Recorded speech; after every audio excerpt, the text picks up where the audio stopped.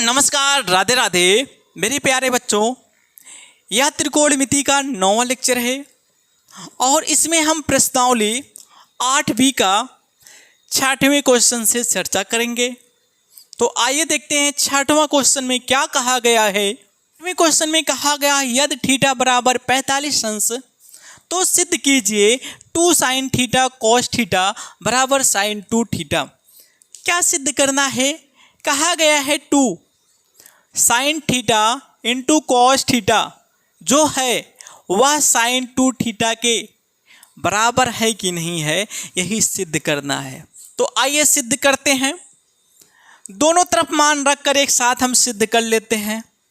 tan theta का मान कितना दिया है? 45 अंश। चलिए मान रखते हैं। यहाँ पर क्या हो गया है? 2 हो गया। यहाँ क्या हो जाएगा? sin 45 अंश। फिर इंटू कॉस कितना हो जाएगा? 45 अंश बराबर साइन, यहाँ 2 है तो 2 रहने देते हैं। थीटा का मान कितना रखना पड़ेगा? 45 अंश। अब उसके बाद 2 हो गया। साइन 45 अंश का मान होता है 1/√2, तो 1/√2 रख दिए। उसके बाद cos 45 का जो मान होता है 1/√2 ही होता है, तो 1/√ क्या हो गया? 2 बराबर। इधर देखते हैं, यहाँ पर क्या हो जाएगा? साइन 45 का गुणा 2 में करेंगे तो 45 दूनी कितना हो जाएगा? 90 अंश। ठीक बच्चों। अब उसके बाद यहाँ पर क्या हो गया है? 2। 1 का 1 में गुणा होगा तो 1 होगा। √2 का गुणा √2 के साथ होगा तो 2 हो जाएगा बराबर। यहाँ पर क्या है? साइन 90 अंश, तो साइन 90 अंश का मान 1 होता है, तो यहाँ पर क्या रखेंगे? 1 रखेंगे। 2 से 2 तो कैंसिल हो जाएगा, तो यहाँ क्या बचा है? 1 बराबर 1। अतः यह सिद्ध हो गया है कि जो लेफ्ट हैंड साइड है वह राइट हैंड साइड के क्या है? बराबर है। ठीक बच्चों, आप लोग नोट करिए।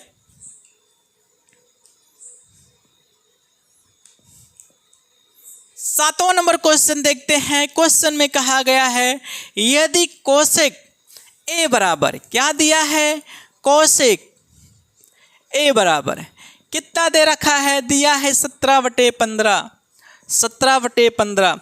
तो सिद्ध कीजिए कि सेक ए बराबर, सिद्ध करना है सेक ए बराबर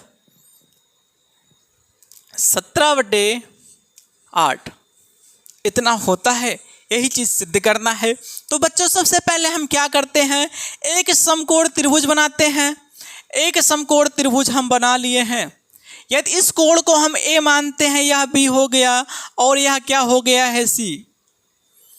तो जब कोण ए इसको माने हैं और यहां देखते हैं कोसेक बराबर किसके होता है? साइन का उल्टा होता है। तो साइन बराबर क्या होता है? लंब बटे क्या होता है? कर्ण। तो वैसे जो कोण ए दिया है, ए के सामने वाला भुजा लंब हो गया, बी के सामने वाला भुजा कर्ण हो गया, तीसरी भुजा क्या हो गया है? आधार हो गया है। अब इसके बाद कोसेक बराबर क्या होता है? आधार बटे होता है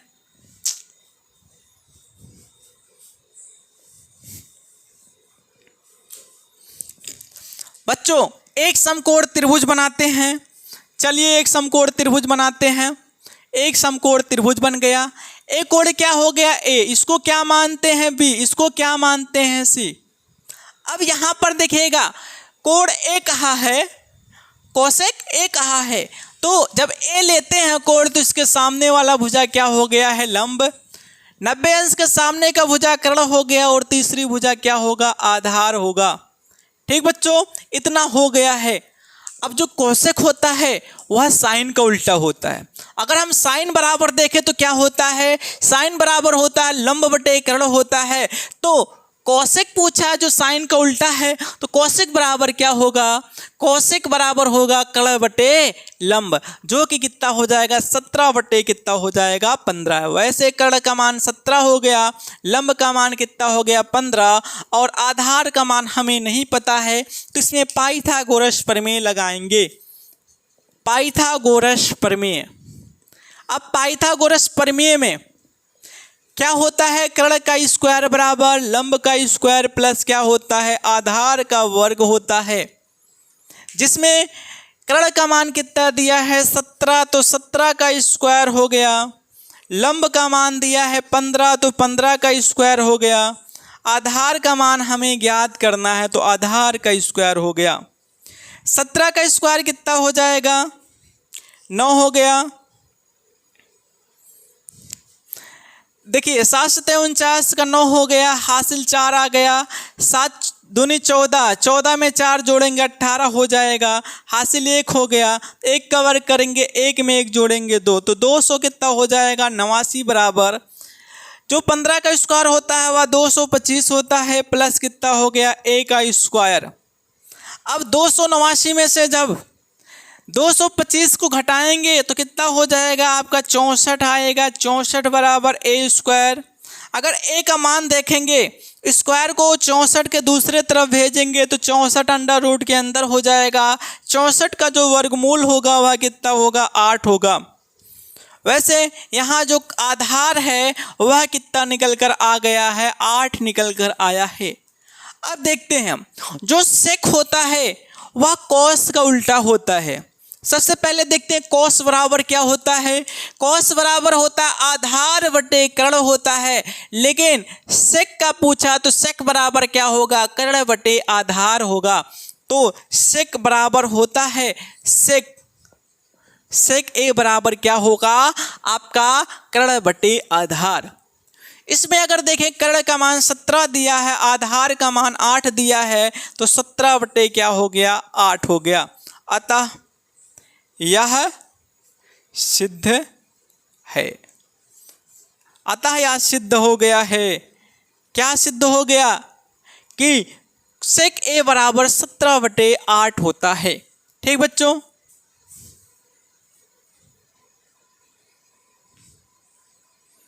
क्वेश्चन नंबर 8 का पहला पॉइंट देखते हैं। क्या कहा गया है कॉस 60 अंश और कॉस 30 अंश। क्वेश्चन में है कॉस 60 अंश और कॉस 30 अंश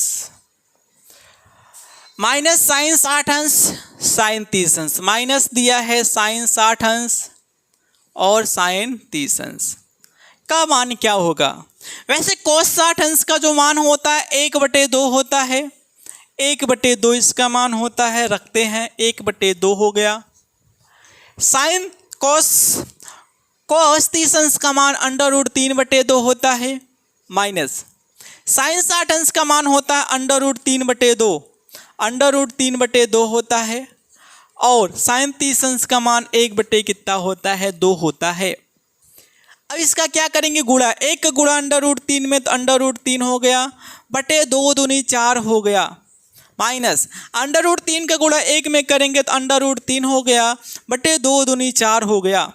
इसमें से घटाएंगे तो घट कर कितना आ जाएगा 0 आएगा, तो इसका आंसर क्या हो जाएगा 0 होगा। ठीक बच्चों, अब इसी 8वें क्वेश्चन का दूसरा पॉइंट में जो क्वेश्चन कहा गया है वह क्या है cos 60 अंश और cos 30 अंश दिया है। cos 60 अंश इंटू cos 30 अंश प्लस साइन 60 अंश और कितना दिया है साइन 30 अंश का मान क्या होगा, इसका मान बताना है। चलिए सबका मान रखते हैं।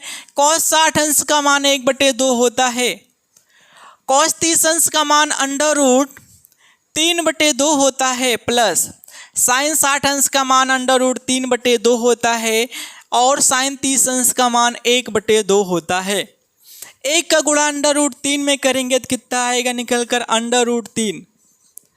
2 का गुणा 2 में करेंगे तो कितना हो जाएगा 4 होगा, धन √3 का गुणा 1 में करेंगे तो √3 हो जाएगा, और 2 का गुणा 2 में करेंगे तो कितना हो जाएगा 2 दूनी 4।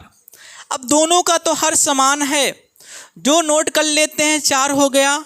√3 धन क्या हो जाएगा √3, √3 धन कितना हो जाएगा √3।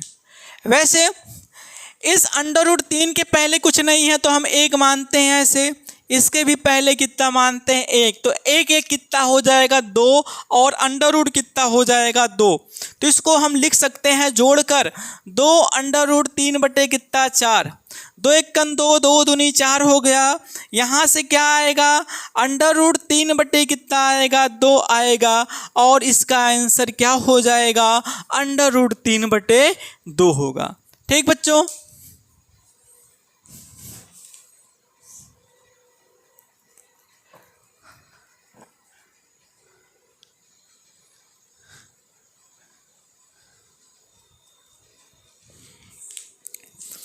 बच्चों क्वेश्चन नंबर 9 का पहला पॉइंट देखते हैं। दिया गया है tan 30 अंश और cot 60 अंश। क्या है, tan 30 अंश, tan दिया है 30 अंश और cot दिया है इसी में गुणा में 60 अंश का मान क्या होगा। तो यहाँ पर हमारा tan 30 अंश का जो मान होता है वह 1 बटे अंडर रूट 3 होता है, गुणे cot 60 अंश का जो मान होता है 1 बटे कितना होता है, अंडर रूट 3 होता है। कितना होता है,